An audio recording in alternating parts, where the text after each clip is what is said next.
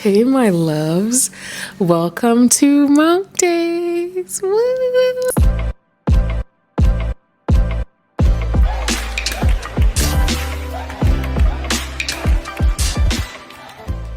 Today's video, I want to talk about something that has been weighing on my mind for a while, and I felt like I needed to talk about it. I need to talk about it. So every time I post videos on, me and heaven or just motherhood in general, there's this comment I get sometimes that just it gives me mixed emotions. Like, on the one hand, it makes me happy, but on the other hand, it makes me feel guilty, because the last thing I ever want to do is spread misinformation or, give you guys a facade of what motherhood really, really is.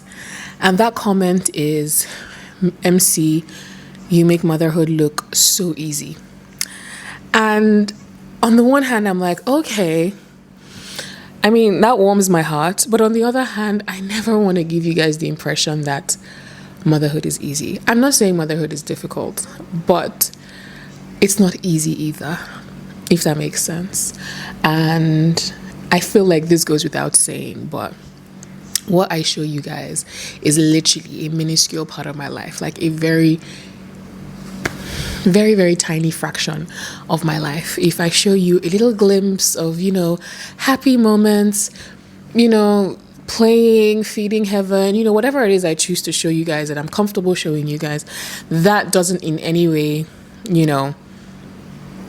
show my entire life. It doesn't in any way show what the entirety of my experience is. It's just a tiny fraction of my life that I'm comfortable and I've chosen to share with you guys. The last thing I want to ever do with mom dates or with my channel is come across as preachy or telling you this is how to do this and do that, but pardon me if I'm a bit out of breath. Pregnancy will do that to you. I'm getting to that stage in my pregnancy now where everything just makes me out of breath, everything makes me tired, everything makes me want to just have a seat and relax, because shit is getting heavy. It's getting heavy. So back to what I was saying. I've been opportune to meet a few of you, and for every one guy that comes up to me and tells me, MC, I love your vlogs, or MC, I watch your videos, there has been 20 women, 20 girls already, or even 30, 40 women that have come up to me, at events, at different places to tell me they watch my videos. Women from in different age brackets. I've even seen people who tell me they watch my videos with their moms. And, it really, really, really warms my heart. But it also gives me this sense of responsibility to, not spread falsehood. And that is why whenever I get that comment, even though it warms my heart, I still feel a bit guilty, because I don't want to give you guys the impression that, oh yeah, it's a walk in the park. Look, it's one of the best things that has ever happened to me in my life. And I remember when I first had a baby, people would always ask me, like, what is motherhood really like? What is motherhood really like? And I'll tell them it's one of the most conflicting emotions you would ever feel in your life. Like, you'll feel fulfilled, but you'll be stressed out. Like, it will be the best thing that has happened to you, but it will also feel like you've been hit by, a bag of bricks. It's literally... It's like drinking hot and cold water at the same time. It's like you're stressed, you're emotionally drained, you're physically drained, but you would not have it any other way. Like, it's the most confusing thing. I wish I could put it into words, okay? But I feel like that's the best way I can explain it. But it's no walk in the park, I can tell you that for sure. It gets easier by the day. It's just like, starting a new job. When you first start, you're a bit rusty. It's a bit overwhelming. You don't really know what you're doing. But the more you do it, the better you get at it. The more comfortable you are. You develop a routine. You follow that routine every day. Some days the routine is easy. Some days the routine is super stressful. Some days the routine don't even work. But what, do you quit your job? No, you keep going, okay? That's pretty much what this is like. Like, in the beginning, bruh. And there are, parts of this process that just looks like bliss and looks like fun and looks like, joy and looks like happiness. And these are the parts that I share with you guys.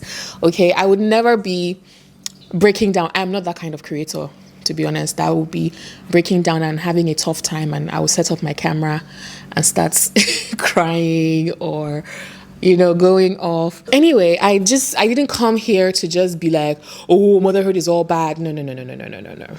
Okay, I have actually come to, in my usual fashion, okay, prefer solutions.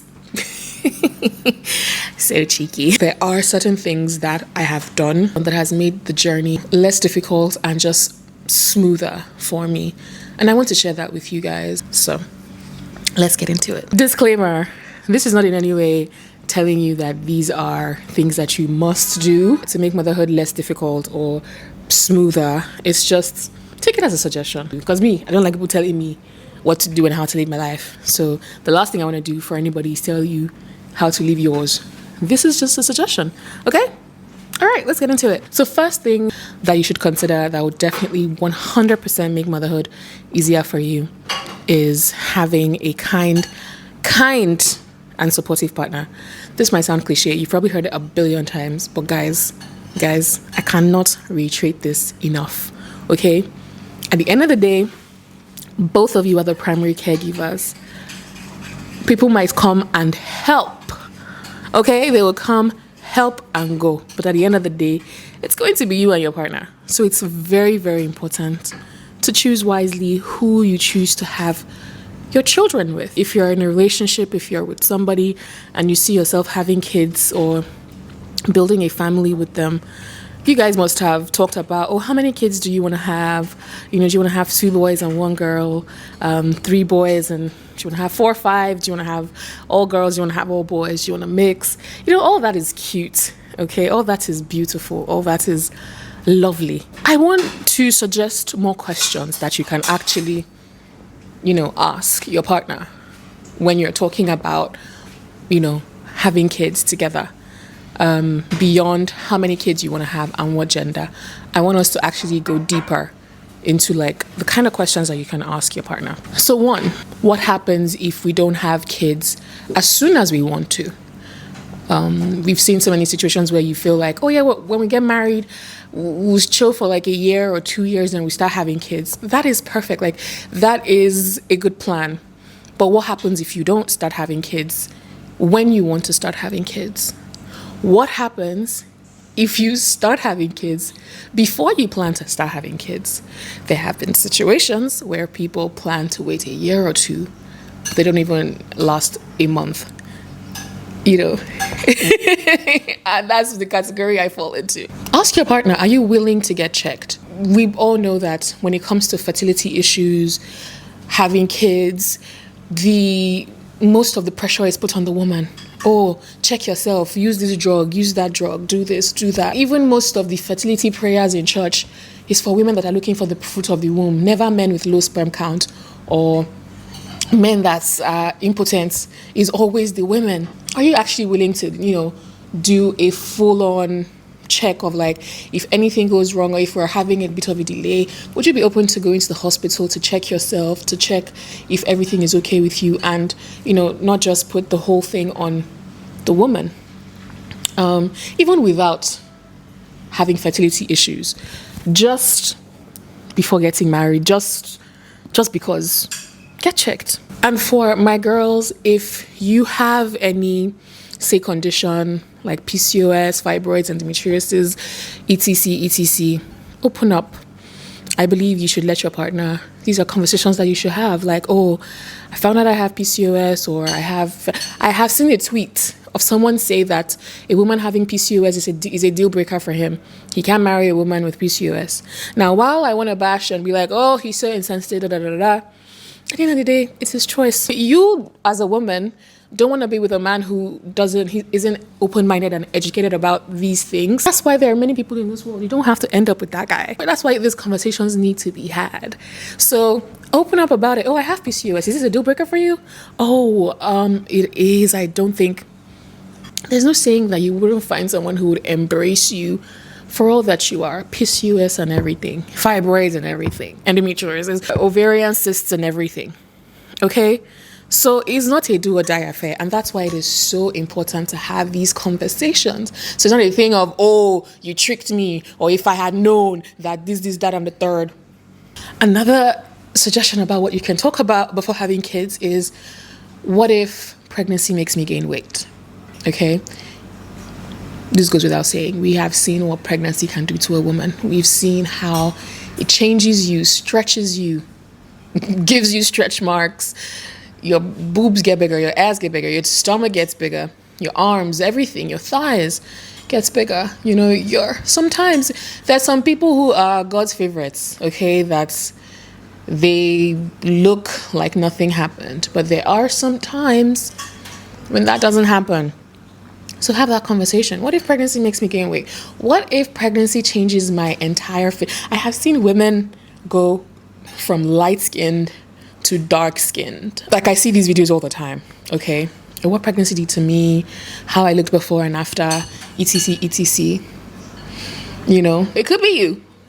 There's no saying that it couldn't be. It could happen. Like, this is what pregnancy... I've seen people say, pregnancy made me lose my memory, my teeth. I saw a video of a woman who literally had no teeth. Some people were saying when she wasn't taking enough calcium, blah, blah, blah, blah, blah.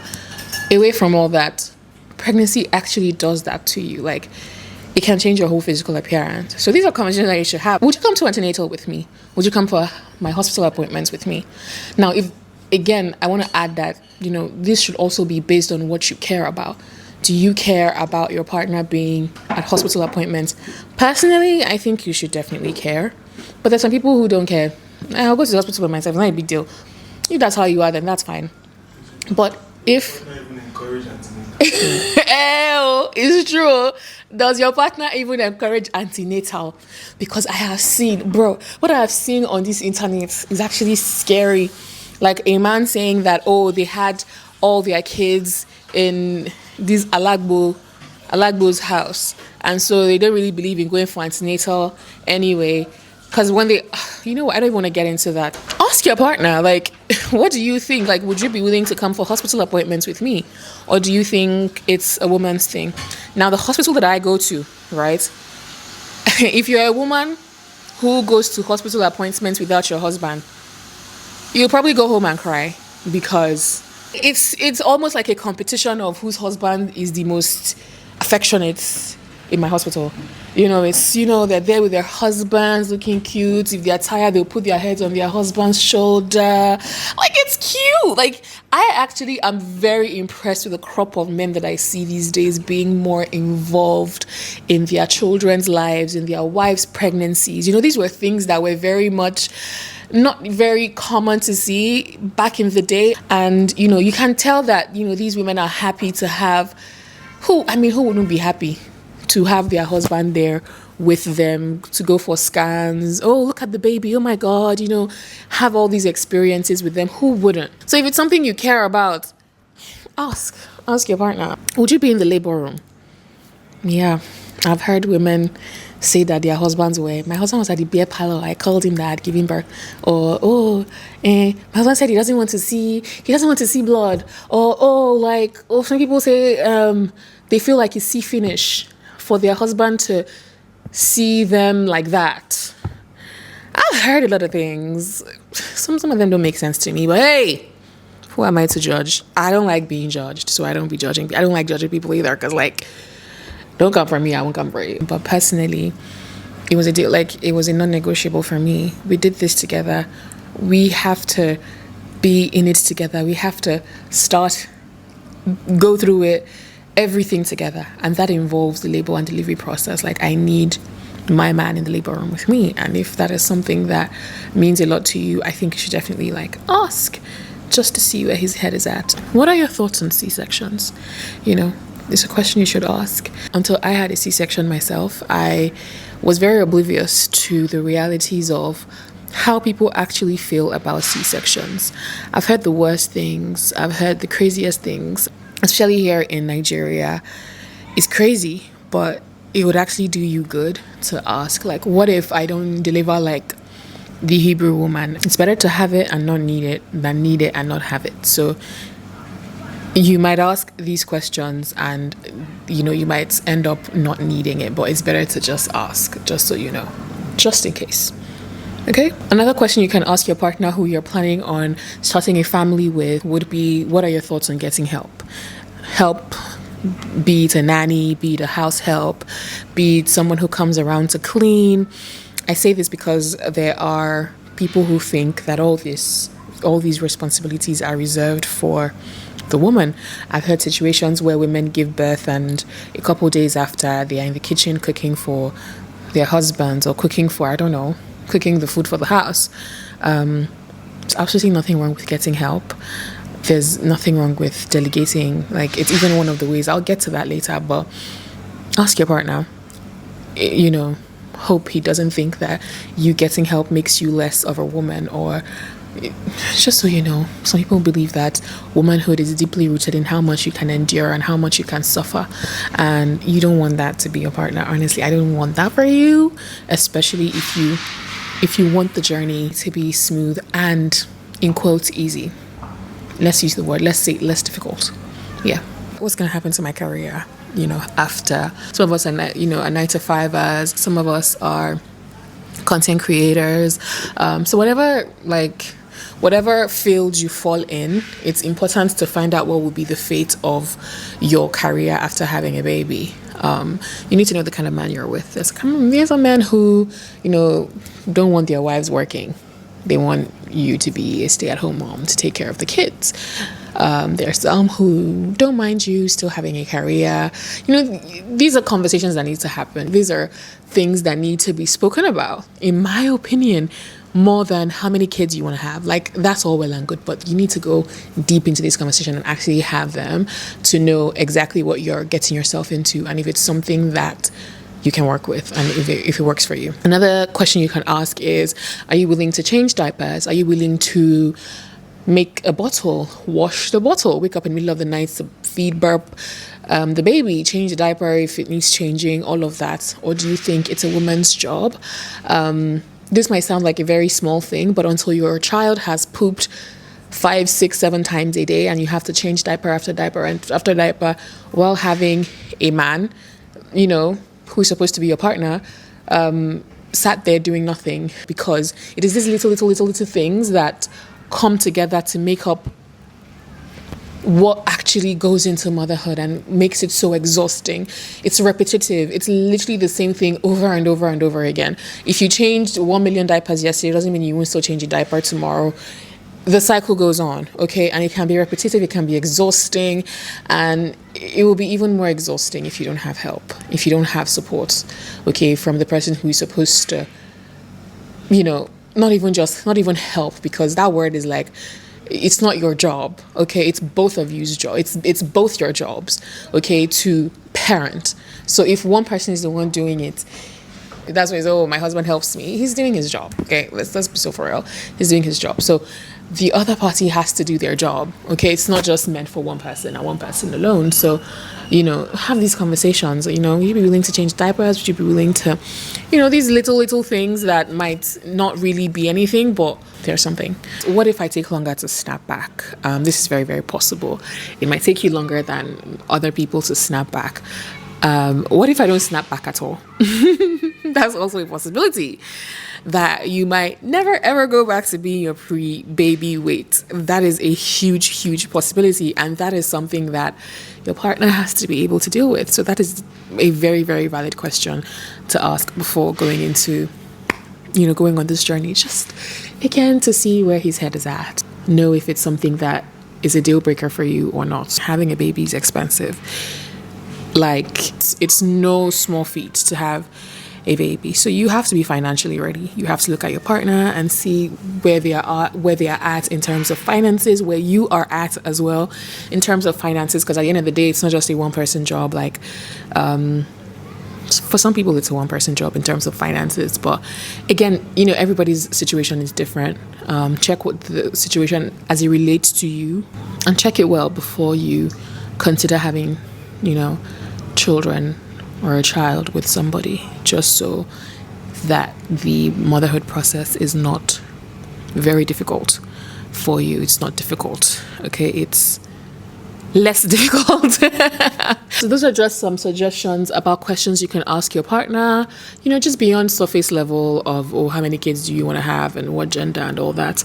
I hope it helps. If you have any more, feel free to write them in the comment section, but I hope these questions help. Moving on from having a supportive and kind partner, I would say prepare for gray areas. Now, when I say gray areas, I mean that motherhood is not black and white. The journey is absolutely far from black and white. Our parents, bless them, made it look like it was black and white. Oh, just, get married. Once you start having a baby, it'll be easy. Everything will go smoothly. Don't worry, don't worry, don't worry. But honestly, nobody really talks about gray areas. And I feel like it's something that should be spoken about more. It's something that should be prepared for more. Like the fact that you might plan for something to happen and it might not happen exactly that way, and you have to be mentally prepared for the thought of that. A very perfect example is planning to have a baby right after getting married and it not happening that way sometimes. Or gray areas like going in for a vaginal birth and having to get a C-section because of complications. The journey from conception to carrying the pregnancy to motherhood is not always black and white. It can be for some people, but there are gray areas. There are parts that we don't really prepare for or talk about. And just so they don't catch you off guard and throw you completely off balance, it will help to take them into cognizance. My own gray area, I would say, would be with my birth. My pregnancy, God has blessed me with a pretty easy and smooth pregnancy. I don't want to say easy, let me just say smooth. Yeah, God has blessed me with a pretty smooth pregnancy. But when it came to like my birth, the way I had to like labor for hours and then go into like get an emergency C-section. It was a gray area that I did not prepare for, a gray area that I didn't even see happening to me. And I'll be very honest. It's the first time I'm saying this on this channel, but at some point I felt like my body failed me. Because obviously I've seen women, push out babies. Some push out in 2-3 pushes. Some people don't even make it to the hospital. They have their babies in the car. Some people have home births. Like, it's just been made to seem like a walk in the park almost, that I felt like if XYZ women can do it, surely I can do the same. And so when I labored and pushed for time and nothing was happening, I started to feel like why can't my body do what other women's bodies do? It was a gray area that I did not prepare for. It was a gray area that I did not see happening at all. Have these things at the back of your mind, just so that if it happens to you, it just doesn't discombobulate you so much. Have a community, okay? A community is, I cannot overemphasize the importance of having a community and how it makes a motherhood less difficult. I thank God every day for my community. My community involves my husband and my mother. You see these two people, they have been my backbone and rock from the beginning up until this moment. I don't know what I'll do without them. Honestly speaking, like, my mom is the kind of person that I could literally pick up my phone, call and tell her, be here in 5 minutes, and she won't even ask me why.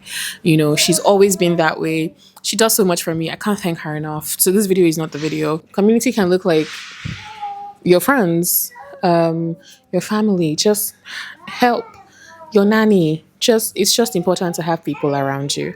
Okay, so have a community. I feel like having a community has made this journey so much, it's made it easier. It's made it less difficult for me. Communicate.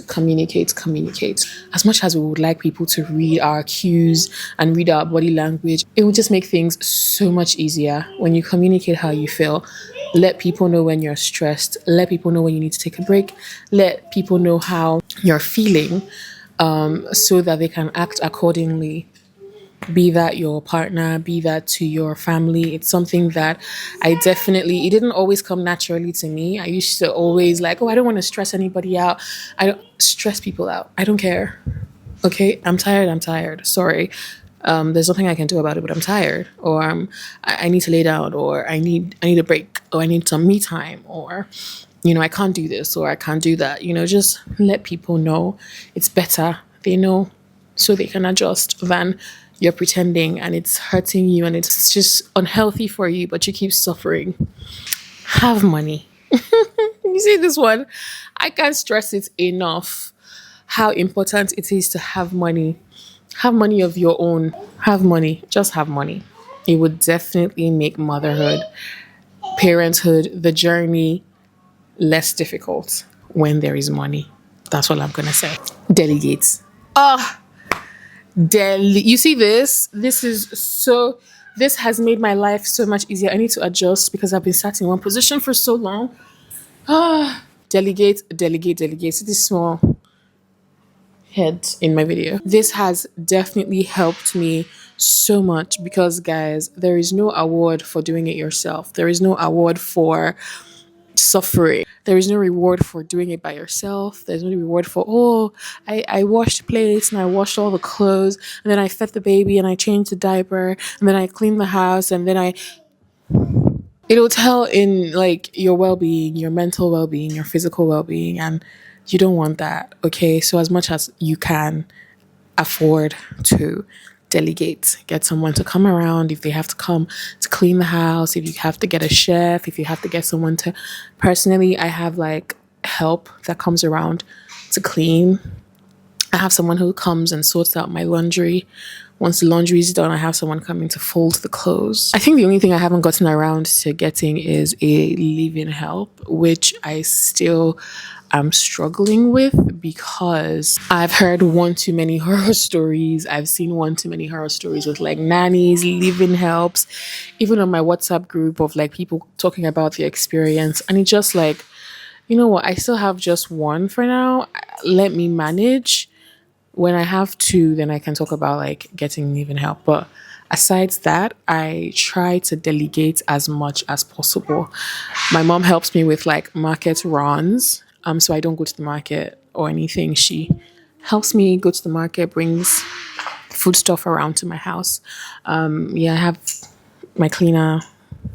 I have someone come to do the laundry. I have someone come to just take that stress off me. So I know that my main primary responsibility is heaven.